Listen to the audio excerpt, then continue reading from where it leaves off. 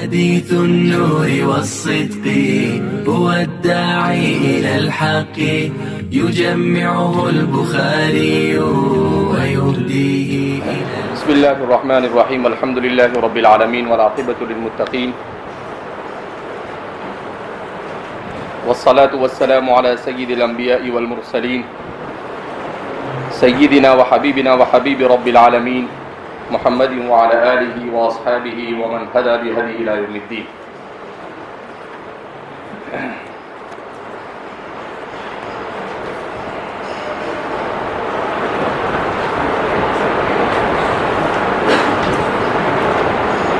وهو يحدث عن فترة الوحي فقال في حديثه بين أنا أمشي إذ سمعت صوتا من السماء فرفعت بصري فإذا الملك الذي جاءني بحراء جالس على كرسي بين السماء والأرض فرعبت منه.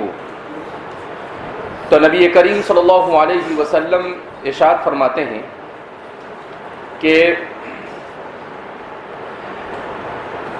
فترۃ الوحی کے بعد سیدنا حضرت جبریل علیہ السلام کو آپ نے اپنی ہیئت اصلیہ میں دیکھا. اب یہاں پر ایک سوال یہ پیدا ہوتا ہے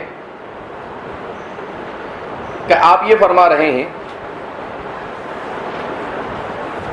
کہ فَإِذَا الْمَلَكُ الَّذِي جَاءَنِي بِحِرَاءٍ، کہ وہی فرشتہ ہے جس کو حرا میں دیکھا. تو سوال یہ پیدا ہوتا ہے کہ حرا میں حضرت جبریل علیہ السلام بصورت اصلیہ تھے یا بصورت بشر تھے؟ اگر حرا میں آپ بصورت بشر تھے تو پھر سوال پیدا ہوتا ہے کہ آسمان اور زمین کے درمیان جب آپ نے دیکھا اس وقت آپ کی صورت میں تھے، بصورت بشر تھے یا آپ بصورت اصلیہ تھے؟ اس لیے کہ آپ یہ فرما رہے ہیں کہ اسی فرشتے کو میں نے دیکھا، تو یا تو دونوں جگہ بصورت بشر ہونے چاہیے یا پھر دونوں جگہ بصورت ملک ہونے چاہیے. جبکہ آپ جس کیفیت کو بیان کر رہے ہیں اس کیفیت سے یہ پتہ چل رہا ہے کہ حرا میں جس وقت آئے اس وقت وہ بصورت بشر تھے، اور جس وقت آپ نے بین السماء والارض انہیں کرسی پر دیکھا اس وقت وہ بصورت ملک تھی. کیونکہ قرآن کریم نے بھی آپ صلی اللہ علیہ وسلم نے انہیں بصورت اصلیہ سدرۃ المنتہا کے پاس دیکھا. اس کو قرآن کریم نے سورہ نجم میں بیان کیا، والنجم اذا هوى ما ضل صاحبكم وما غوى وما ينطق عن الهوى ان هو الا وحي يوحى علمه شديد القوى ذو مرة فاستوى وهو بالأفق الأعلى ثم دنا فتدلى فكان قاب قوسين أو أدنى. اب آگے قرآن نے کیا بیان کیا؟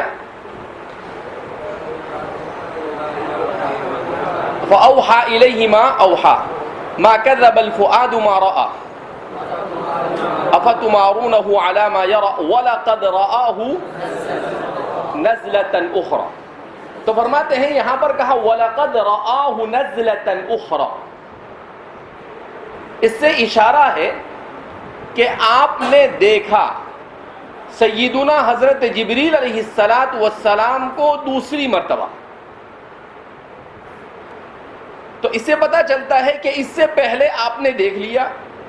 تو حضرات محدثین اور مفسرین فرماتے ہیں کہ مرہ اولا جو آپ نے دیکھا وہ یہاں دیکھا بین السماء والارض، اور پھر آپ کو اپنی ہیئت اصلیہ میں دیکھا آپ نے سدرۃ المنتہا پر. اس طرح سے آپ صلی اللہ علیہ وسلم نے زندگی میں جبریل کو 2 مرتبہ ان کی اپنی اصل حیت میں دیکھا، جس کو کہتے ہیں ایک مرتبہ وادی اجیاد میں وہ یہ ہے، اور ایک مرتبہ سدرۃ المنتہا کے پاس۔ تو اس سے یہ معلوم ہوتا ہے کہ حضرت جبریل بصورت ملک اور اپنی اصل صورت میں تھے۔ تو اب دونوں میں تطبیق کیسے؟ تو اس میں تطبیق یہ دی جا سکتی ہے کہ حضرت جبریل علیہ السلام جس وقت آپ کو غار میں آ کر ملے، اس وقت ہو سکتا ہے آپ اپنی اصل صورت میں ہو، البتہ حجم بڑا نہ ہو۔ آپ کا جو حجم ہے غار کے اعتبار سے اس حجم کو آپ نے کم کر لیا ہو، اور ملائکہ کو یہ قدرت دی گئی ہے، اور جس وقت بین السماء والارض دیکھا اس وقت آپ اپنے اصلی حجم کے ساتھ تھے۔ اس لیے آپ نے ان کو پہچان لیا کہ یہ تو وہی فرشتہ ہے جو حرا میں، غار حرا میں آ کر مجھ سے کیا ہو کر گیا ہے، مل کر گیا، اور وحی اولا میرے اوپر نازل کر گیا، پہلی وحی مجھ پر نازل کر گیا ہے، مجھے پڑھا کر گیا ہے۔ تو اس طریقے سے علماء نے اس کو تطبیق دینے کی کیا کی ہے، کوشش کی ہے۔ بعض نے کہا کہ ہو سکتا ہے کہ وہاں پر بصورت بشر ہو، یہاں پر بھی بصورت بشر ہو۔ جب یہ آپ دیکھ رہے ہیں وادی اجیاد میں، البتہ وہاں پر آپ اپنے حجم کی قلت کے ساتھ ہو، اور یہاں پر اپنے حجم کے بڑے ہونے کے ساتھ ہو، تو دونوں امکانات ہو سکتے ہیں۔ بہرحال آپ صلی اللہ علیہ وسلم نے حضرت جبریل کو دیکھا، اور آپ آسمان اور زمین کے درمیان کرسی پر براجمان ہے، بیٹھے ہوئے ہیں۔ فرعبت منہ، تو فرماتے ہیں کہ میں اس سے مرعوب ہو گیا۔ رعب، یرعب، اس کے معنی عربی زبان کے اندر میں آتے ہیں کسی کا خوف اور ڈر بیٹھ جانا، کسی کی ہیبت کا بیٹھ جانا۔ لیکن رعب کا استعمال یہ عام طور پر عربی زبان میں اس معنی میں ہوتا ہے کہ کسی کی عظمت اور بلند مقام کی وجہ سے خوف کا پیدا ہونا، کہ بھئی بہت بڑا آدمی ہے، تو آدمی بہت بڑے آدمی کو دیکھ کر بھی کبھی کیا ہو جاتا ہے، مرعوب ہو جاتا ہے۔ اسی لیے حضور نے فرمایا نصرت بالرعب مسیرۃ شہر، کہ اللہ رب العزت نے میرا رعب دشمنوں پر ڈال رکھا ہے، کہ بہت دور سے ہی وہ مجھ سے کیا ہوتے ہیں، ڈر جاتے ہیں۔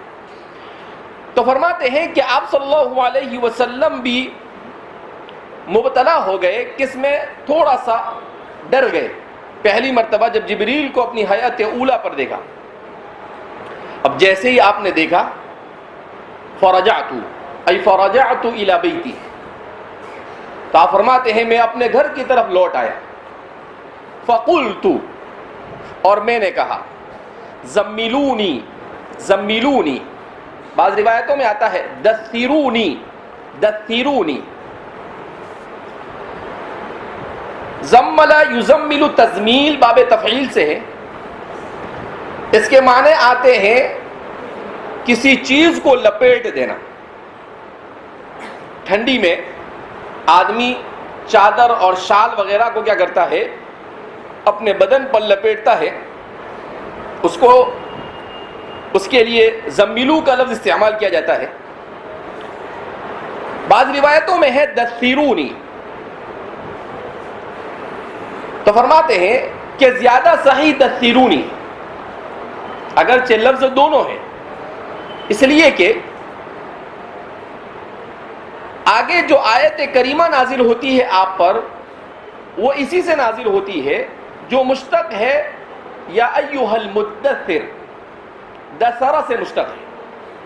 اس لیے اصول کے اعتبار سے اگرچہ معنی میں زیادہ فرق نہیں، اگر دثرونی ہے تو اس کے معنی کیا ہوتے ہیں، تو فرماتے ہیں یہ بنا ہے دثارن سے، جیسے آپ نے مختارات کے اندر میں پڑھا، آپ صلی اللہ علیہ وسلم نے انصار سے کہا الناس دثار والانصار شعار، کہ انصار کے بارے میں حضور نے کہا کہ جو کپڑا بدن سے لگ کر ہے، جس کو آج کل ہم گنجی کہتے ہیں، اس طرح سے اگر بدن سے لگ کر ہے کوئی کپڑا تو اسے شعار کہا جاتا ہے۔ اور دثار کس کو کہتے ہیں؟ جو اس کے اوپر ہو. بعض حضرات نے کہا کہ اس زمانے میں یہ گنجی وغیرہ کا کوئی رواج تھا نہیں. تو اس زمانے میں آدمی کپڑا پہنتا تھا اور ٹھنڈی میں اس پر اور کوئی دوسرا کپڑا پہنتا تھا. تو جس کپڑے کو اپنے بدن سے ڈائریکٹ لگاتا تھا اسے شعار کہا جاتا تھا. اور ٹھنڈی کی وجہ سے جیسا ہم آج کے زمانے میں شال ہے، کوٹ وغیرہ کا استعمال کرتے ہیں، ویسے اس زمانے میں مزید ایک موٹی چادر وہ اوڑھتے تھے. تو اسے کیا کہا جاتا تھا؟ دثار کہا جاتا تھا. کیا کہا جاتا تھا؟ دثار کہا جاتا تھا. تو فرماتے ہیں کہ دونوں میں معنی پایا جاتا ہے. زملو کے معنی ہے چادر کا لپیٹنا، اور دثار کے معنی ہے چادر کا بدن پر ڈالنا. تو دونوں معنی قریب المعنی ہے. تو آپ صلی اللہ علیہ وسلم جیسے پہلی مرتبہ ڈر گئے تھے، اسی طریقے سے دوسری مرتبہ بھی آپ صلی اللہ علیہ وسلم تھوڑا سا سہم گئے. وہاں پر اچانک آنے کی وجہ سے آپ پر یہ کیفیت طاری ہوئی، اور یہاں پر حضرت جبریل علیہ السلام کو کبیر الجثہ دیکھنے کی وجہ سے، اس لیے کہ جبریل علیہ السلام بہت بڑے. اور آج کی دنیا کے جو نئی تحقیقات ہیں، ان تحقیقات کے اعتبار سے بات معلوم ہوتا ہے کہ جبریل علیہ السلام کو بڑا ہونا چاہیے، اس لیے کہ آسمان اور زمین کے درمیان کی مسافت یہ اتنی بڑی مسافت ہے کہ اس کا اندازہ نہیں لگایا جا سکتا. ایسا کہتے ہیں کہ جیسے ہم جس کہکشاں میں رہتے ہیں اس کو ملکی وے کہا جاتا ہے، ایسی لاکھوں کروڑوں اور اربوں کہکشاں ہیں. تو کہتے ہیں کہ کائنات کے ایک کنارے سے دوسرے کنارے پر اگر آدمی کو جانا ہو تو اس کے لیے اس کو 400 ارب سال لگیں گے. کتنے سال لگیں گے؟ 400 ارب. اتفاق سے کل ہی میں کہیں پر پڑھ رہا تھا، تو اس میں 400 ارب سال لگیں گے آدمی کو ایک کنارے سے دوسرے کنارے پر جانے کے لیے. وہ بھی 400 ارب سال کون سے؟ Light year. کون سے سال؟ Light year. کیا مطلب؟ بجلی جس تیزی کے ساتھ چلتی ہے اس تیزی کے ساتھ چلنے والے جو سال ہوتے ہیں وہ ہمارے سال سے بہت زیادہ آگے ہوتے ہیں. تو اب اتنی بڑی کائنات، اور یہ تو انہوں نے عرض میں بیان کیا، لیکن اس کے علاوہ جو طول میں اس کی جو مسافت ہے اس کا تو اب تک کہ ان کو کوئی اندازہ ہوا نہیں اور ہونے والا بھی نہیں. تو ظاہر سی بات ہے اتنی لمبی چوڑی مسافت کو طے کرنے کے لیے حضرت جبریل علیہ السلام کا جس طرح سے حضور نے بیان کیا، اسی اعتبار سے ان کا اتنا بڑا ہونا بھی عقلی اعتبار سے کیا معلوم ہوتا ہے؟ مناسب معلوم ہوتا ہے اور درست معلوم. ویسے اللہ کے لیے کوئی بعید نہیں، اگر وہ صغیر الجثہ بھی ہو تو یہ اتنی مسافت کو وہ طے کر لے، کیونکہ آج کا انسان صرف اپنے اللہ کی دی ہوئی مختصر سے صلاحیت کی بنیاد پر یہ کوشش کر رہا ہے کہ جیسے ہم فون پر بات کرتے ہیں تو کہا جتنی دیر میں ہم فون لگاتے ہیں یہ کوشش کر رہے ہیں اتنی دیر میں وہاں پر پہنچ جائیں. نہیں سمجھ میں؟ جتنی دیر میں آدمی کیا لگاتا ہے؟ فون لگا، اتنی دیر میں وہ وہاں پر پہنچ جائے. اس کا تجربہ کر رہے ہیں لوگ. تو یہ کہتے ہیں کہ اگر اس فضا میں، جس فضا میں ہم رہتے ہیں، اس فضا سے جلد نکلنے میں کامیاب ہو جائے تو پھر اس کے بعد کہیں پر بھی تیزی کے ساتھ پہنچنا آسان اور ممکن ہے. کیوں؟ اس لیے کہ ہماری جو فضا ہے اس فضا میں ہوا ہے اور پریشر ہے ہوا کا. تو آپ ایسے جا رہے ہیں تو ہوا ایسی آتی ہے، تو آپ کو اس کو چیرتے ہوئے جانا پڑتا ہے. تو آپ اگر 500 کی سپیڈ میں جائیں گے تو وہ ہوا آپ کی 250-300 کی سپیڈ کو توڑ دے گی، تو آپ مشکل سے 200 کی سپیڈ کیا کریں گے؟ طے کر پائیں گے. تو وہ کہتے ہیں کہ اگر ہم اس فضا سے باہر نکلنے میں جلدی کامیاب ہوئے اور جہاں پر یہ فضا ختم ہو جاتی وہاں پہنچ گئے، اب پھر وہاں پر ہوا کا دباؤ نہیں. اب جب ہوا کا دباؤ نہیں تو جتنی چاہے اسپیڈ میں آپ کہیں پر بھی کیا ہو سکتے ہیں؟ پہنچ سکتے ہیں. جیسے آج کل جو موبائل چل رہے ہیں ہمارے، اسی طریقے سے جو ٹیلی ویژن چلتا ہے، یہ سب کیسے چل رہا ہے؟ اس لیے کہ اس کے لیے انہوں نے کیا چھوڑ کر رکھا ہے؟ سیٹلائٹ چھوڑ رکھے. وہ سیٹلائٹ کہاں ہے؟ اس فضا سے اوپر ہے, اسپیس میں, اور وہ ایسی جگہ پر ہے وہاں پر ان کو کوئی پکڑنے والا نہیں, اور وہ گرتے بھی نہیں, کیونکہ گریویٹی صرف زمین میں ہے کہ وہ اوپر والی چیز کو نیچے کھینچتی ہے. لیکن جب یہ فضا سے باہر چلے جاتے ہیں, یعنی ذہن میں سوال پیدا ہوتا ہے کہ بھئی وہ ایسے کیسے رہتے؟ تو وہ رہیں گے اس لیے کہ جو گریویٹی یعنی مقناطیسیت ہے, یہ مقناطیسیت صرف زمین میں ہے. اب جب یہ نہیں ہوگی تو جب کسی چیز کو آپ پھینکیں گے تو وہ نیچے نہیں آئے گی, پھر وہ وہیں کے وہیں ایسی لٹکی رہے گی. تو ایسے ہی یہ لوگ جو چھوڑتے ہیں وہ ایسے ہی چھوڑتے ہیں کہ مصنوعی سیارے کو بناتے ہیں یہ, اور بنانے کے بعد جہاں پر یہ فضا ختم ہوتی ہے وہاں پر باہر کیا کرتے ہیں وہ چھوڑ. اب جب چھوڑ دیتے ہیں تو وہ ایسے ہی لٹکا رہتا ہے. اب جب وہ لٹکا رہتا ہے تو وہ اس کے ساتھ کنیکشن قائم کرتے ہیں, اور اس کنیکشن کے بلبوتے پر وہ ٹاور سے کنیکشن قائم کرتا ہے, اور پھر ٹاور سے موبائل میں اور ٹی وی کے اندر ساری چیزیں کیا ہوتی ہے, نظر آتی ہے. تو بہرحال اللہ رب العزت جب انسان یہ سب کچھ کر سکتا ہے تو وَمَا ذَلِكَ عَلَى اللَّهِ بِعَزِيزٍ, اللہ پر تو کوئی بھی چیز بھاری نہیں. جب انسان کاپی پیسٹ کرنے والا اتنا ایڈوانس ہو سکتا ہے تو کاپی پیسٹ کی صلاحیت دینے والا کتنا عظیم قدرت کا مالک ہوگا, ہم اس کا اندازہ بھی لگا سکتے نہیں.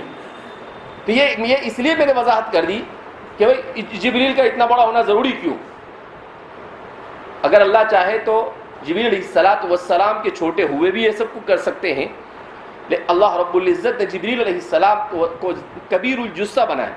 اس سے ایک بات یہ بھی سمجھ میں آتی کہ جب جبریل جو اللہ کے مقرب ترین فرشتے ہیں وہ اتنے بڑی حیت کے مالک ہے تو وہ ذات کتنی عظیم ہوگی جس ذات کو ہم اللہ اور رب اور خالق کے کائنات کہتے ہیں. وہ کتنی عظیم ہوگی جس نے ان کو کیا کیا ہے, فاطر السماوات والارض اولی اجنحۃ مثنی وثلاث ورباع, جس کو قرآن بیان کرتا ہے کہ مختلف پروں والے فرشتوں کو بنایا, کسی کے 2 ہے, کسی کے 3 ہے, کسی کے 4 ہے. جبریل علیہ السلام کے بے حد و حساب ہیں. تو بہرحال آپ صلی اللہ علیہ وسلم نے ان کے اس حیت کو دیکھ کر آپ ڈر گئے اور آپ آئے اور کہا زمیلونی زمیلونی, اور بعض روایتوں میں آتا ہے دثرونی دثرونی, کہ مجھے اڑا دو مجھے اڑا دو. فانزل اللہ تعالی, تو اللہ رب العزت نے آیت کریمہ نازل کی, یا ایھا المدثر قم فانذر وربک فکبر وثیابک فطہر والرجز فہجر. والرجز اور والرجز دونوں طرح سے پڑھا گیا. روایت حفص عن عاصم میں الرجز پڑھا گیا ہے, اور اس کے علاوہ دیگر تمام کے تمام قراء نے اس کو الرجز پڑھا ہے. تو فرماتے ہیں کہ یہ دوسری وحی نبی کریم صلی اللہ علیہ وسلم پر نازل ہوئی.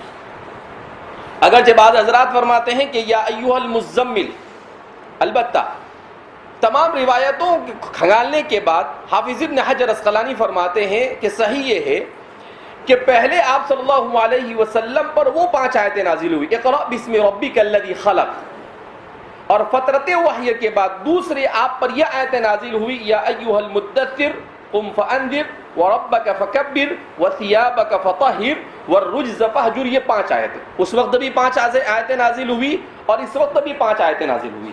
اس طرح سے آپ صلی اللہ علیہ وسلم پر ان آیتوں کا نزول ہوا. کیا کہا جا رہا ہے ان آیات مبارکہ میں؟ تو فرماتے ہیں ان آیت میں سب سے پہلے اللہ رب العزت فرماتے ہیں یا ایھا المدثر, چادر میں لپٹے ہوئے, وہ ذات جو اپنے آپ کو چادر میں لپیٹ کر بستر پر آ کر سو گئے ہو, قم کھڑے ہو جائیے, فانذر اور لوگوں کو ڈرائیے. تو فرماتے ہیں کہ آپ صلی اللہ علیہ وسلم کو اب حکم دیا جا رہا ہے کہ بھائی تم جبریل کو دیکھا اور آ کر اس طریقے سے اپنے حجرے میں داخل ہو گئے. کہا نہیں, اب یہ وقت وہ نہیں ہے کہ آپ آ کر اپنے حجرے میں اپنے بستر میں آ کر آپ اپنے خوف اور اس طریقے سے رعب کے ساتھ, کہا نہیں, کھڑے ہو جائیے اور اپنے مشن کا کیا کر دیجئے, آغاز کر دیجئے. تو فرماتے ہیں اللہ کے رسول صلی اللہ علیہ وسلم جو سب سے پہلے کہا یا ایھا المدثر, وہ ذات جو چادر میں لپیٹ کر سو گئے ہیں یا جو چادر میں لپٹے ہوئے ہیں. قم, جیسا کہ میں نے کہا المدثر یہ کس سے بنا ہے؟ دثار سے بنا ہے, جس کے معنی کیا آتے ہیں؟ چادر. میں نے کہا کہ اصل تو اس کے معنی کیا آتے ہیں؟ جو ایک زائد کپڑا ہوتا ہے جس کو انسان ٹھنڈی میں اپنے اوپر رکھتا ہے اسے دثار کہا جاتا ہے، اسی سے مدثر.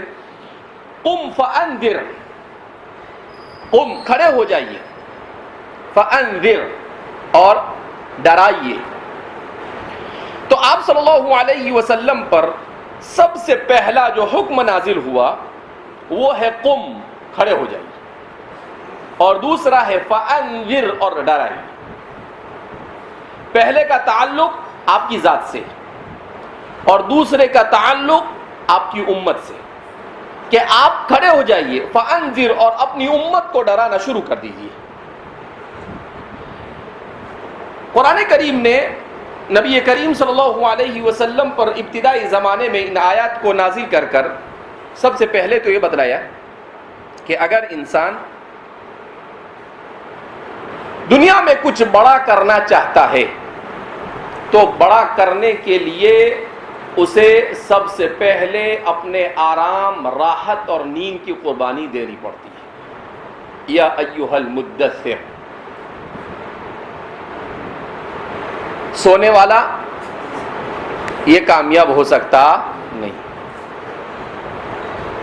چاہے دن میں سوئے چاہے رات میں سوئے. جتنا سونا ہے اتنا سو لیا ٹھیک ہے، ورنہ جو آدمی نوام ہو یا نوامتن ہو، فعالتن کے وزن پر، علامہ کے وزن پر، تو سب سے پہلے تو کہا گیا یہ اس لیے کہ وحی جو نازل ہو رہی وہ صرف نبی کریم صلی اللہ علیہ وسلم کے ساتھ خاص نہیں، آپ کے واسطے سے آپ کی امت کے ہر فرد کو اس سے مخاطب کیا جا رہا ہے. تو کہا یا ایھا المدثر، چادر میں لپٹے ہوئے کھڑے ہو جاؤ، قم، کھڑے ہو جائیے. تو پتا چلا کہ سب سے پہلے اپنی راحت اور اپنے آرام اور اپنی نیند کی قربانی دینی پڑتی ہے، اور قم اس کے لیے آدمی کو کھڑا ہونا پڑتا ہے، اپنے پاؤں پر کھڑا ہونا آدمی کے لیے ضروری ہے. فانذر، دوسرا حکم دیا فانذر، قام یقوم سے قم امر کا صیغہ ہے. فانذر، انذر ینذر انذار، باب فعال سے. نذر اس کے معنی آتے ہیں شفقت اور محبت سے ڈرانا، اسی سے انذار، اس کے معنی آپ کو حکم دیا گیا کہ آپ شفقت اور محبت سے ڈرانے والے بن جائیے. تو ہمارے علماء فرماتے ہیں کہ یہ اصل میں مقصد بعثت انبیاء. کیوں؟ کل نبی ورسول بشیر ونذیر، اس لیے کہ ہر نبی اور ہر رسول یہ بشیر بھی ہوتا ہے اور نذیر بھی ہوتا ہے. اب سوال پیدا ہوتا ہے کہ پہلے ایسا کیوں نہیں کہا کہ قم فبشر ثم انذر، اور ڈائریکٹ کہا گیا فانذر، بشیر کا کوئی تذکرہ ہی نہیں. تو فرماتے ہیں کہ آپ صلی اللہ علیہ وسلم کو سب سے پہلے انذار کا حکم دے کر اس اصول کی طرف رہنمائی کی گئی کہ دفع مضرت اولا ہے جلب منفعت سے. دفع مضرت اولا ہے جلب منفعت سے. انسان جو کچھ دنیا میں کرتا ہے یہ سب کچھ دو میں سے کسی ایک مقصد سے کرتا ہے، یا تو اپنے سے کسی مضرت کو دور کرنے کے لیے یا پھر کسی مقصد کو حاصل کرنے کے لیے. چاہے عبادت کرے، چاہے ریاضت کرے، چاہے محنت کرے، جو بھی کچھ کرتا ہے ان سب کے پیچھے یہ دو چیزیں کار فرما ہوتی ہیں. تو فرماتے ہیں کہ دفع مضرت کا مطلب اپنے سے مضرت کو دور کرنا، اور جلب منفعت کا مطلب اپنے لیے منفعت کو اختیار کرنا. جلبہ کے معنی کھینچنا، اسی لیے جلیبی کو بھی جلیبی کہتے ہیں شاید، اس لیے کہ وہ بھی اپنے کھانے والے کو اپنی طرف کیا کرتی ہے؟ کھینچتی ہے. جلیبی کا نام لیتے ہی فوراً بہت سارے لوگ خوش ہو گئے کہ چلو کم سے کم نام تو سننے کو مل گیا. تو تو فرماتے ہیں کہ جلب منفعت، تو منفعت کو کھینچ، تو اس کا مطلب کیا ہے کہ آدمی دو مقصد سے کام کرتا ہے، یا تو دفع مضرت کے لیے یا جلب منفعت کے لیے۔ دفع مضرت کا مطلب کیا ہے؟ الخلاص من النار، مومن کے لیے، مومن کے لیے سب سے بڑی دفع مضرت کیا ہے؟ جہنم سے خلاصی۔ قرآن کہتا ہے نا فمن زحزح عن النار وادخل الجنۃ فقد فاز، کامیابی ہے۔ اگر مومن ہے تو مومن کا ذہن کیسا ہونا چاہیے؟ قرآن کریم اس کا نقشہ کھینچتا ہے، کیسا ہونا چاہیے؟ فمن زحزح عن النار، کا کامیابی کہاں؟ کا منصب میں کامیابی ہے، عزت میں کامیابی ہے، مال میں کامیابی ہے، حسن و جمال میں کامیابی ہے، ہنرمندی اور عقل مندی میں کہا کہ نہیں، کامیابی اس میں ہے من زحزح عن النار، کہ قیامت کے دن جہنم سے ورے کر دیا جائے، وَأُدْخِلَ الْجَنَّةَ، اور جنت میں انٹر کر دیا جائے، فقد فاز، تو یہ ہے کامیابی۔ مال سے بھی کوئی کامیابی ملتی؟ اگر مال ہی سے کامیابی ملتی تو فرعون دنیا کا سب سے کامیاب انسان ہوتا، لیکن ملی مال سے کامیابی نہیں۔ کیا ہوا؟ قرآن کریم وَأَغْرَقْنَاهُ فِي الْيَمِّ، کہ سمندر میں ہم نے ڈبو دیا، تو مال سے کامیابی نہیں ملی، مال سے اس کو کیا ملی؟ ناکامی ملی۔ ارے بھائی کامیابی نہیں ملی تو کیا بن جائے؟ ارے بھائی دو ہی آپشن ہے نا، یا تو کامیاب ہوگا یا ناکام۔ تو مال سے کوئی کامیابی ملتی نہیں۔ ہاں، اس مال کو اگر اللہ کی مرضی کے مطابق خرچ کرے تو کامیابی۔ اسی لیے تو اللہ کے رسول صلی اللہ علیہ وسلم نے ارشاد فرمایا لا تزول قدم عبد حتى يسأل عن 4، عن عمره فيما أفناه، وعن شبابه فيما أبلاه، وعن ماله من أين اكتسب وفيما أنفق، وعن علمه ماذا تعلم وماذا عمل به۔ کہ جب آدمی اللہ کے سامنے کھڑا ہوگا قیامت کے دن، ایک ایک آدمی انڈیویجل آ کر کھڑا ہوگا انفرادی طور پر، اور اللہ کو اس کو کم سے کم 4 سوال کے جواب دینے پڑے۔ اپنی زندگی کا حساب دو، پیدا ہوئے تب سے لے کر موت تک کے کیا کیا۔ اپنی جوانی کا خاص طور پر حساب دو، اس لیے کہ تمام کے تمام قوہ سالم تھے، ساری صلاحیتیں ہم نے تم کو مکمل عطا فرمائی تھی، تو اپنی جوانی کو کہاں پر استعمال کیا؟ زندگی کے بعد جوانی کا خاص طور پر سوال کیوں؟ انسان کی زندگی کا سب سے قیمتی مرحلہ اس کی جوانی ہوتی ہے۔ اگر وہ جوانی میں سنبھل جاتا ہے تو انسان کامیاب، اور اگر جوانی میں انسان نہیں سنبھلتا ہے فقط خسر خسرانا مبینا، تو اس سے بڑی انسان کے لیے ناکامی اور کوئی ہو سکتی نہیں۔ اسی لیے کسی بھی تحریک، کسی بھی مشن اور کسی بھی قوم اور ملت، اس کی کامیابی کا مدار اس کا نوجوان ہوتا ہے۔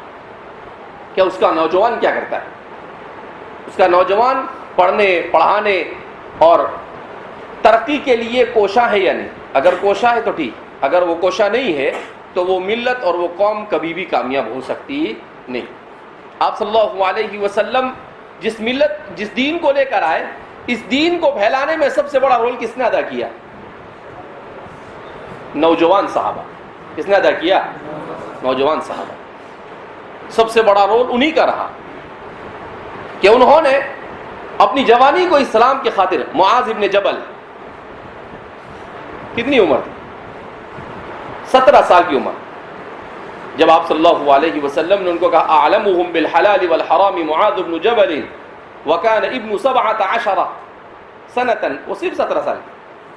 عبداللہ بن عباس، انس بن مالک، یہ سب جو کبار روات، ام المومنین حضرت عائشہ، حضرت ابو ہریرہ، یہ سب کون سے ہیں؟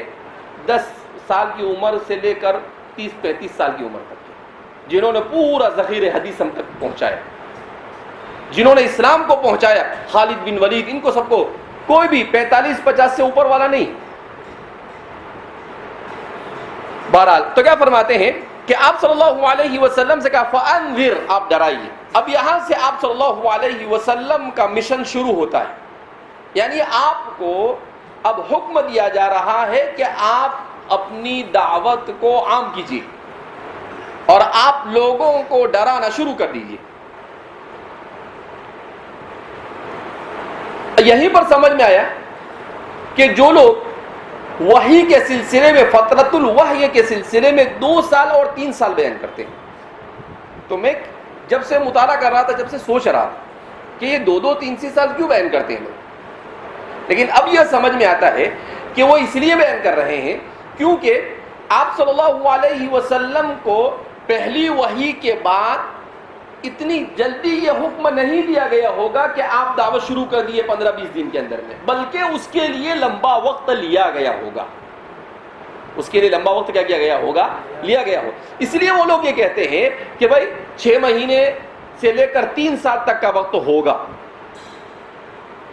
کیونکہ اگر آپ کو اس کے بعد فوراً یہ کہہ دیا گیا ہوتا تو اس صورت میں آپ صلی اللہ علیہ وسلم کے لیے خود ابھی آپ تیار نہیں ہوئے, تو ظاہر سی بات ہے دوسروں کو بلانا آپ کے لیے اتنا آسان تھا نہیں. تو اس لیے جن لوگوں نے بھی لمبا عرصہ بیان کیا ہے وہ اسی کو دیکھ کر, کیونکہ فانذر سے اب آپ کو دعوتی مشن کے آغاز کا حکم دیا گیا.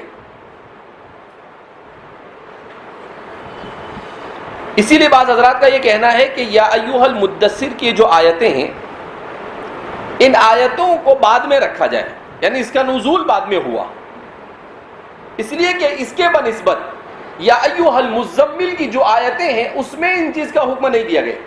یا ایھا المزمل, اس کے بعد کیا ہے, قم اللیل الا قلیلا نصفہ او انقص منہ قلیلا. تو ان آیتوں میں کہیں پر بھی دعوت کا حکم نہیں. خود آپ صلی اللہ علیہ وسلم کو کہا جا رہا ہے کہ شب بیداری کیجیے, تہجد میں اٹھ کر نماز پڑھنا شروع کر دیجیے. تو فرماتے ہیں کہ جو لوگ یہ کہتے ہیں کہ یہ آیتیں بات, تو اسی لیے وہ لوگ یہ کہتے ہیں کہ فترۃ الوحی کے بعد پہلے سورہ مزمل نازل ہوئی اور پھر اس کے بعد سورہ مدثر نازل ہوئی ایک زمانے کے بعد. تو ان کا یہ کہنا ہے کہ ہو سکتا ہے کہ پہلے آپ صلی اللہ علیہ وسلم پر سورہ اقرا نازل ہوئی, سورہ اقرا نازل کرنے کے بعد پھر آپ صلی اللہ علیہ وسلم کے اوپر سورہ مزمل کو نازل کیا گیا وہی مہینے 1.5 مہینے میں, اور پھر اس کے بعد 6-8 مہینے یا سال کے بعد آپ پر یا ایھا المدثر کا کیا ہوا, نزول ہوا, وہاں تک کہ آپ اپنے آپ کو دعوت کے لیے مکمل طور پر کیا کر چکے تھے, تیار کر چکے تھے. دوسری ایک بات بعض حضرات کا یہ بھی کہنا ہے کہ آپ صلی اللہ علیہ وسلم کو اگر ابتدا ہی میں یہ حکم آ گیا ایسا مان لیا جائے تو اس صورت میں ابھی آپ کے دل سے جب خود جبریل کا رعب نہیں گیا تھا تو آپ کیسے فوراً دعوت کے لیے کیا ہو سکتے تھے, کھڑے ہو سکتے تھے. پہلے کم سے کم رعب جبریل تو کم آپ کے دل سے کیا ہو جاوے, چلا جاوے, اس کے بعد آپ دعوت کا کام کریں. اس لیے وہ لوگ یہ کہتے ہیں کہ مزمل کو مقدم مانا جائے اور پھر اس کے بعد کس کو مانا جاوے, مدثر کو مانا جاوے. بہرحال ان لوگوں کا جو کہنا ہے وہ بھی کوئی خلاف قیاس اور خلاف عقل نہیں ہے اور خلاف واقعہ بھی نہیں معلوم ہوتا ہے, ہو سکتا ہے اس کا بھی امکان ہے. بہرحال لیکن عام طور پر تو رجحان یہی ہے کہ یا ایھا المدثر یہ آپ صلی اللہ علیہ وسلم پر فترہ کے بعد نازل ہوئی. بعض حضرات نے اس کی یہ بھی توجیہ کی ہے کہ فترہ قلیلہ اولا کے بعد مزمل نازل ہوئی اور فترہ طویلہ ثانیہ کے بعد مدثر نازل ہوئی. پہلے فترے تھوڑا سا فترہ تھا جس کے بعد یا ایھا المزمل نازل ہوئی اور پھر اس کے بعد ایک لمبا فترہ گزرا. اس لمبے فترے کے بعد آپ صلی اللہ علیہ وسلم پر یا ایھا المدثر کیا کی گئی, نازل کی گئی. قم فانذر, آپ اسی لیے فرماتے ہیں محبت اور شفقت کے ساتھ ڈرانا. تو ایک تو بات یہاں پر یہ بیان کی کہ جلب منفعت دفع مضرت اولا ہے جلب منفعت سے. تو آپ لوگوں کو ڈرانا شروع کر دیجئے. سوال پیدا ہو کہ پہلے لوگوں کو اگر جنت کی بشارت دی جاتی تو زیادہ اچھا ہوتا اور لوگ لپکتے. کہا نہیں, انسانوں میں بڑی تعداد ان لوگوں کی ہوتی ہے جن پر ان کی نفسانیت اور شیطانیت غالب آتی ہے, تو اس کو جنت کی بشارت سے نہیں سمجھ میں آتا ہے, اس کو تو سمجھ میں آتا ہے کس سے, ڈرانے سے سمجھ. اسی لیے حضرت مولانا عطاء اللہ شاہ بخاری رحمۃ اللہ علیہ ایک چٹکلا بیان کرتے تھے. وہ کہتے تھے کہ اللہ رب العزت نے جب آدم علیہ السلام کو زمین پر بھیجا تو ساتھ میں کہا کہ جنت سے ایک لاٹھی بھی لے جانا.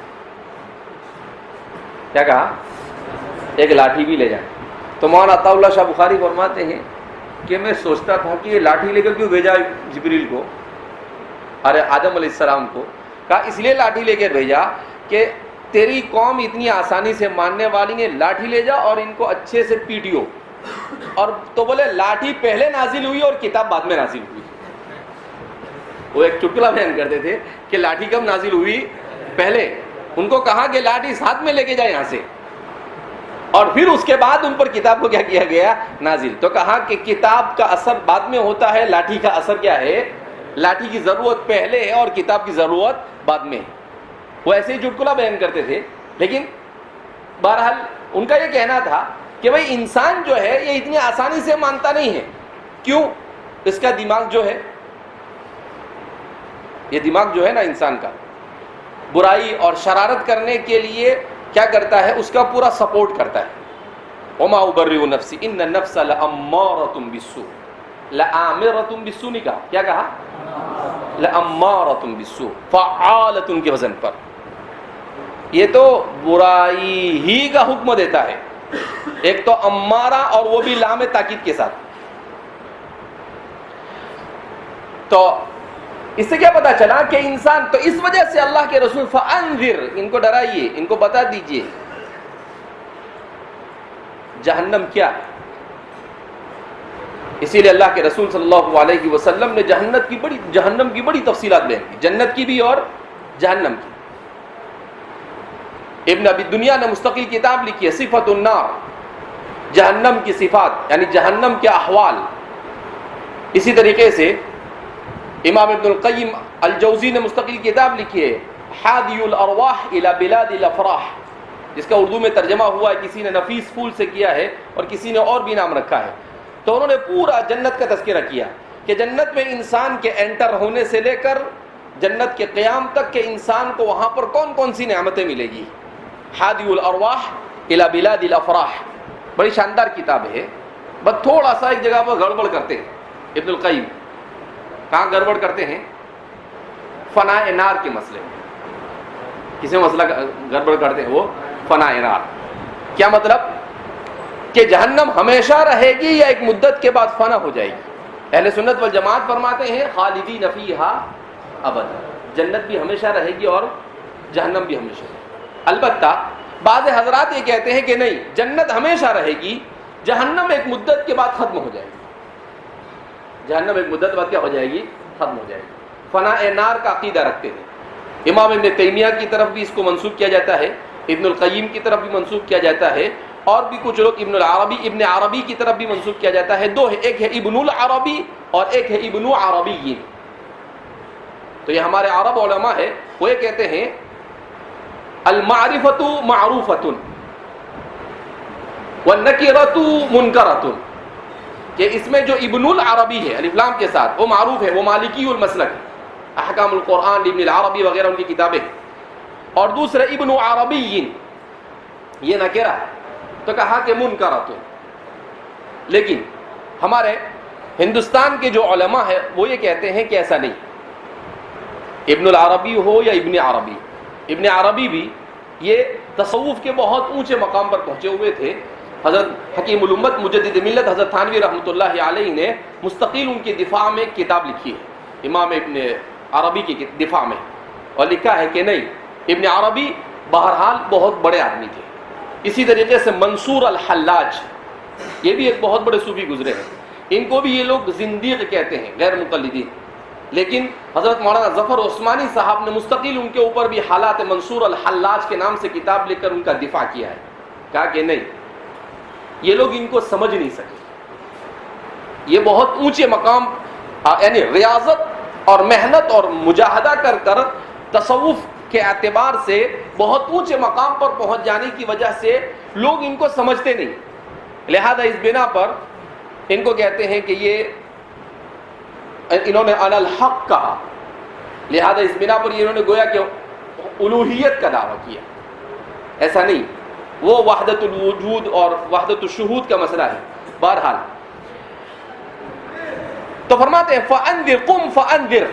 تو سیدھی سی بات یہ ہے کہ یہ علم تصوف میں جو ہمارے بڑے بڑے علماء ہیں ان کے بارے میں اگر ہمیں کچھ معلوم نہیں تو چپ چاپ رہیں، لیکن اپنی زبان نہیں خراب کریں۔ ابن تیمیہ فنائے نار کے قائل ہے، علامہ ادریس کاندھلی رحمۃ اللہ علیہ یہ طائفہ دیوبند میں سب سے بڑے محقق مانے جاتے ہیں۔ آپ نے اپنی کتاب معارف القرآن میں یہ لکھا ہے کہ ابن تیمیہ اور ابن القیم الجوزی ان دونوں کا فنائے نار کا عقیدہ ان کی کتابوں سے ثابت ہے، لہذا وہ اسی لیے یہ عرب علماء ان کا بہت دفاع کرتے ہیں اور کہتے ہیں کہ نہیں ایسا کچھ ہے نہیں۔ لیکن میں نے خود ہادی الارواح الی بلاد الافراح اپنے طالب علمی کے زمانے میں پڑھی، اور میں نے اس میں دیکھا ہے، میں نے خود پڑھا کہ ابن القیم نے ہادی الارواح میں تقریباً فنائے نار پر بولے بغیر 25 دلائل دیے۔ کتنے دلائل دیے ہیں؟ 25۔ آج بھی میرے پاس وہ میری پڑھی ہوئی کتاب پر نشان لگا کے میں نے رکھا ہے کہ وہ 25 دلائل انہوں نے پیش کیے۔ تو وہ بولتے نہیں ڈائریکٹ ایسا بولتے نہیں فنائے نار کے، لیکن وہ جو بات بیان کرتے ہیں اس سے پتہ چلتا ہے کہ وہ فنائے نار ہی کی بات بیان کر رہے ہیں۔ تو ٹھیک ہے، لِكُلِّ حَفْوَةٍ كَبْوَةٍ، اچھا گھوڑا ہوتا ہے، بڑا گھوڑا ہوتا ہے تو بڑی ٹھوکر کھاتا ہے، تو بڑے آدمی سے غلطی نہ ہو، یہ صرف انبیاء معصوم ہیں اور صحابہ محفوظ ہیں، ان کے علاوہ جتنے بھی ہیں کسی سے بھی غلطی ہو سکتی ہے، چھوٹی بھی ہو سکتی ہے اور بڑی بھی ہو سکتی ہے۔ اجتہاد کی وجہ سے ہوئی ہے تو اللہ ان کو معاف کرے گا، چاہے وہ اس غلطی کا تعلق کسی چیز سے بھی تو اللہ انہیں معاف کرے گا، لیکن ان کی غلطی کو غلطی سمجھنا اور ان کو برا نہ کہنا یہ ہمارا فرض ہے۔ ان کی غلطی کو غلط، جو چیز ہمارے متاخرین علماء نے کہا کہ بھئی یہ چیز غلط ہے تو ہم نے کہا ٹھیک غلط ہے، لیکن اس کے بعد آگے ان کی برائی کرنا یہ صحیح نہیں، اس لیے کہ بڑے لوگ تھے وہ، ہم بہرحال ان کے کسی حد تک پہنچ سکتے نہیں ہے۔ امام ابن تیمیہ چاہے وہ حنبلی تھے، چاہے وہ تقلید میں تھوڑے سے ڈھیلے تھے، سب کچھ تھا، مگر اس کے باوجود میرا اور آپ کا کوئی حق نہیں بنتا کہ ہم ان سے کچھ کریں۔ امام زاہد الکوثری وہ بول سکتے ہیں، وہ اس لیول کے آدمی تھے، ان کو حق ہے بولنے کا، انہیں تو لکھا ہے سیدھا مقدمات امام زاہد الکوثری میں ایک جگہ پر لکھا ہے وابن القیم مقلد اعمى لشیخہ الحرانی، کہ ابن القیم اپنے شیخ امام ابن تیمیہ کے تقلید اعمیٰ کرتے تھے، اندھی تقلید کرتے تھے، اور وہ بڑے آدمی ہیں، بڑے بڑے آپس میں لڑے، ہم کو بیچ میں گھسنے کی کوشش کرنا چاہیے نہیں، اس لیے کہ اس کو تو کچھ ہوگا نہیں لیکن ان دونوں کے بیچ میں ہم پس جائیں۔ تو اس لیے امام ابن العربی ہے، یہ بہت بڑے آدمی ہے، ہمیں ان کے بارے میں کبھی غلط نہیں سوچنا چاہیے، یہ غیر مقلدین اور عرب علماء ہے، کوئی ان کو زندیق کہتا ہے، کوئی ان کو مرتد کہتا ہے، کوئی ان کو مدعی الوہیت کہتا ہے، یہ گستاخی ہے، اس طرح کی گستاخی ہمیں کرنے کی جرأت کرنی چاہیے نہیں۔ ہمارے لیے عافیت اسی میں ہے کہ اپنے کو جو تھوڑا بہت آتا ہے اسی پر قناعت کر کر اپنی نماز اپنی صلاۃ کر کر اپنے سے جتنا اتنا ہی کرنے کا، بہت زیادہ ایڈوانس بننے کی ضرورت کرنی، بہت زیادہ ایڈوانس بننا چاہیے نہیں۔ بہرحال تو فرماتے ہیں فَقُمْ فَأَنذِرْ، آپ ڈرائیے، وَرَبَّكَ فَكَبِّرْ، اور اپنے پروردگار کی تکبیر بیان کیجیے، وَرَبَّكَ فَكَبِّرْ، یہ اس طرح سے ہے، یہ قرآن کریم کے ایک امتیاز میں سے ہے کہ اس کو الٹا پڑھو یا سیدھا پڑھو، دونوں صورت میں یہ ایک ہی پڑھا جائے گا، یعنی اس کو ربک فکبر، اور اگر الٹا بھی پڑھو تو دیکھو ربک فکبر، آپ یعنی اس کو سیدھی طرف سے پڑھو تب بھی ربک فکبر، اور آپ اس کو الٹی طرف سے پڑھو تب بھی ربک فکبر ہوگا۔ تو قرآن کریم میں اللہ کے رسول صلی اللہ علیہ وسلم سے کہا وَرَبَّكَ فَكَبِّرْ، اور اپنے پروردگار کی کبریائی بیان کر۔ اب یہاں پر دیکھ رہے ہر جگہ پر صفت رب کو لایا جا رہا، واللہ فکبر یا واللہ فکبر نہیں کہا، وَرَبَّكَ فَكَبِّرْ، کیوں کہ اللہ کی صفات میں سب سے جامع اگر کوئی صفت ہے تو وہ صفت رب ہے، جیسا کہ میں نے اس دن کہا کہ تقریباً 66 اسماء کو جامع ہے، اور کوئی بھی اس میں ایسا نہیں جو اتنی زیادہ اسماء اتنی زیادہ صفتوں کو جامع ہو، تو اس لیے کہا وَرَبَّكَ، اور اپنا پروردگار، فَكَبِّرْ، تو اس کی کبریائی بیان کر۔ ہوتا کیا ہے، آپ صلی اللہ علیہ وسلم کو سب سے پہلے تکبیر کا حکم دیا گیا، اللہ اکبر کہنے کا۔ وَرَبَّكَ فَكَبِّرْ کا مطلب کیا ہے ذکر تکبیر کی تلقین کی گئی. وَرَبَّكَ فَكَبِّرْ. کیوں؟ اس لیے کہ آپ صلی اللہ علیہ وسلم کو ڈرانا تھا لوگوں کو. اب یہ لوگ کس میں مبتلا تھے؟ جن کو آپ کو ڈرانا تھا یہ شرک میں مبتلا. کیا مطلب شرک میں مبتلا ہونے کا؟ شرک میں مبتلا ہونے کا مطلب یہ ہے کہ اللہ کی کبریائی میں دوسروں کو شریک کرنا. یعنی وہ حبل کو بڑا مانتے تھے، وہ لات اور عزا کو بڑا مانتے تھے، وہ منات کو بڑا مانتے تھے. یہ ان کے بت تھے بڑے بڑے. جیسے قوم نوح کے یہاں پر یغوث و یعوق و نصر وہ بت تھے، تو ان کے یہاں پر لات، منات اور عزا اور حبل تھے. اسی لیے جیسے ہم لوگ کہتے ہیں نعرہ تکبیر اللہ اکبر، تو یہ لوگ کہتے تھے اولو حبل، یعنی حبل کی جے ہو. اس کا ترجمہ کیا ہوتا ہے؟ اولو حبل، حبل کی. اسی لیے احد میں اس نے ابو سفیان نے جب آپ صلی اللہ علیہ وسلم کو لے کر پہاڑ پر چڑھ گئے تو یہ نیچے سے ابو سفیان پوچھتے ہیں کہ هل فیکم محمد؟ تو حضور نے کہا چپ چاپ بیٹھو، اس کو آگے بولو تو کیا بولتے ہیں. تو صحابہ خاموش رہے. تو کہا وہ سمجھ گیا ہے کہ محمد علیہ باللہ شہید ہو. تو پھر هل فیکم ابو بکر؟ کہا ابو بکر بچے تمہارے؟ حضور نے کہا اس کو کوئی جواب مت دو. حالانکہ حضرت ابو بکر بھی ساتھ میں تھے آپ. پھر کہا هل فیکم عمر؟ حضور نے کہا خاموش ہو. حضرت عمر نے کہا کہ نہیں اس کو جواب دیں گے. حضور نے کہا کہ عمر ذرا خاموش رہو. جب کچھ نہیں کہا تو پھر اس نے کہا کہ چلو محمد بھی گئے الیاذ باللہ، ابو بکر بھی گئے اور عمر بھی گئے. تو اس نے نعرہ لگایا اعلو حبل، حبل کی جے ہو. تو حضرت عمر سے رہا نہیں گیا. حضرت عمر نے کہا اللہ اکبر. تو صحابہ نے ان کے ساتھ نعرہ لگایا. تو بھی کہا یہ تو سب زندہ ہے. تو وہ یہ لوگ یہ نعرہ مارا کرتے تھے. تو اس کی وجہ یہ کہ یہ جو بھی شرک کرنے والے ہیں یہ سب کے سب اللہ کی کبریائی میں شریک کرتے ہیں. اور اللہ فرماتے ہیں الکبریاء ردائی والعظمۃ ردائی فمن نازعنی القیتہ فی النار. کہ کبریائی یہ میری چادر ہے اور عظمت یہ میری ردا ہے. فمن نازعنی، جس نے اس کو کھینچنے کی کوشش کی، القیتہ فی النار، میں اسے اٹھا کر جہنم میں کیا کر دوں گا؟ پھینک دوں گا. تو سب سے پہلے اللہ کی کبریائی. کیا مطلب؟ کہ اسلام میں داخل ہونے کے لیے سب سے پہلے ضروری ہے کہ انسان کے ذہن و دماغ میں یہ بات بیٹھ جائے اللہ اکبر من کل شیء، کہ اللہ ہر چیز سے کیا ہے؟ بڑا. اللہ سے بڑھ کر کوئی چیز نہیں، اللہ سے بڑھ کر کوئی چیز نہیں. اس لیے سب سے پہلی تکبیر آپ صلی اللہ علیہ وسلم کو حکم دیا وَرَبَّكَ فَكَبِّرْ. اسی سے امام مالک اور امام احمد ابن حنبل، امام مالک اور امام شافعی فرماتے ہیں اس کا مطلب یہ ہے کہ نماز میں تکبیر تحریمہ اور تکبیرات انتقال میں اللہ اکبر کے علاوہ کوئی دوسرا صیغہ استعمال کیا جا سکتا نہیں. امام احمد بن حنبل اور امام ابو حنیفہ ان کے اسی آیت سے وہ استدلال کرتے ہیں. ان کے نزدیک یہ ہے کہ نہیں، ہر وہ صیغہ استعمال کیا جا سکتا ہے جو عظمت الہی پر دلالت کرتا ہو. یعنی اللہ اکبر بھی کہہ سکتے ہیں، اللہ کبیر بھی کہہ سکتے ہیں، اللہ اعظم بھی کہہ سکتے ہیں. البتہ امام شامی فرماتے ہیں کہ اگرچہ احناف کے یہاں پر اس مسئلے میں گنجائش ہے کہ کوئی اور صیغہ بول سکتے، البتہ اللہ اکبر کے علاوہ کسی اور صیغے کا استعمال یہ مکروہ تحریمی ہے.